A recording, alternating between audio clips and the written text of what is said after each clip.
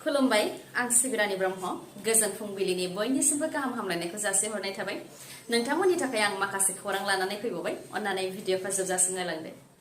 hotel restaurant बा जायखिजाया गलाफोराव न'आव ओंखाम संग्रा गेसखौ बाहायो नामा जुदि बाहायो अब्ला सांग्रां जा नङाब्ला नोंथांनि हेंथायैबो आयेननि राहा लानाय जानो हागौ फुड एन्ड सिभिल साप्लाइ बिफाना हटेल रेस्टुरेन्ट गला बायदिफ्राव हाबनानै सिग्रोमदों आरो न'आव संग्रा गेस सिलिन्डार बाहायनायनि सायाव गोख्रोङै राहा लादों गगामुगनि गोबां जायगाफ्रावनो नायबिजिरनानै गं 35 सिलिन्डारखौ जब्द खालामदों फुड एन्ड सिभिल साप्लाइ बिफाना बेनिखायनो बिथांमोना सांग्रां होदों आरो हटेल रेस्टुरेन्ट बा जायखिजाया गलाफ्राव जाहाथे न'आव संग्रा गेसखौ बाहाया फालांगियारि गेसखौ बाहायो बेनि थाखाय बुंथिदों आरो मोनफ्रोमबो गलायावनो नटिस हरनाय जागोन जुदि गलादारफोरा बा रेस्टुरेन्ट हटेल बायदिफोरनि बिगोमाफोरा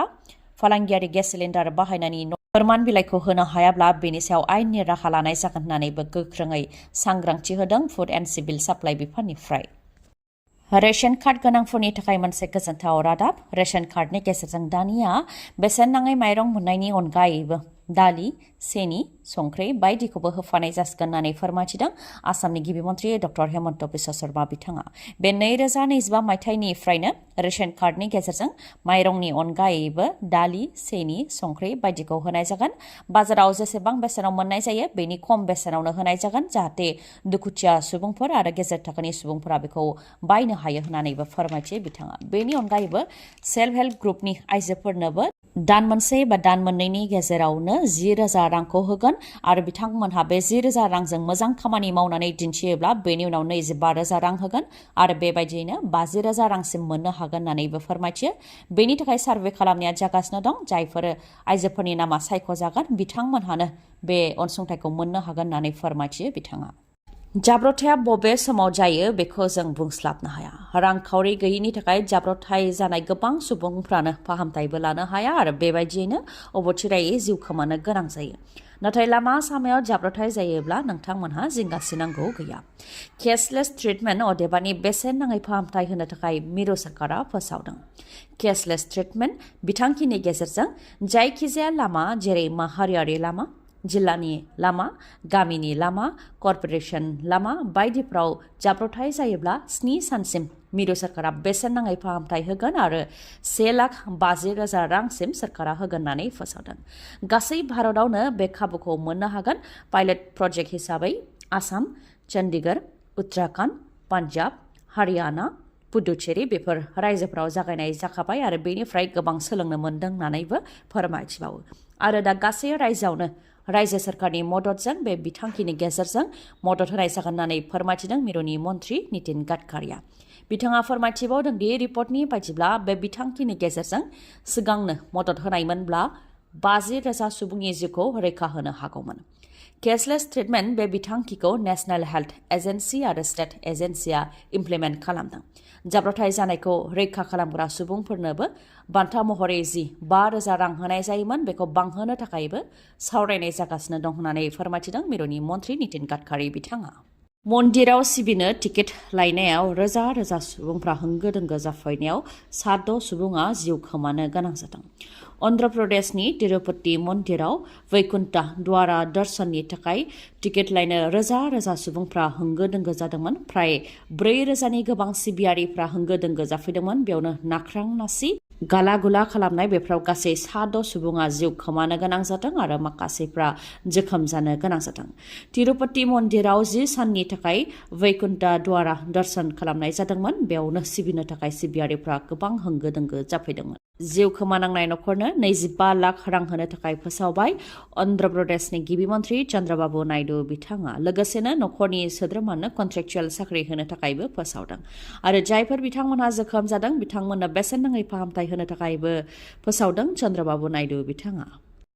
अदालगुरिनि डिमाकुसियाव थानाय दैमुनगराव खुंजानाय 63थि बर' थुनलाइ आफादनि जथुम्माया दिनैनिफ्राय जागायबाय दिनैनिफ्राय जागायदोंब्लाबो दिन्थिफुंसालिया थांनाय 6 जानुवारिनिफ्रायनो जागायदों जेराव गुबुन गुबुन रायजोनि आरो हादरनि थान्दैफोराबो सौफैबाय बांलादेश नेपाल सोनाब बंग दिल्लीनि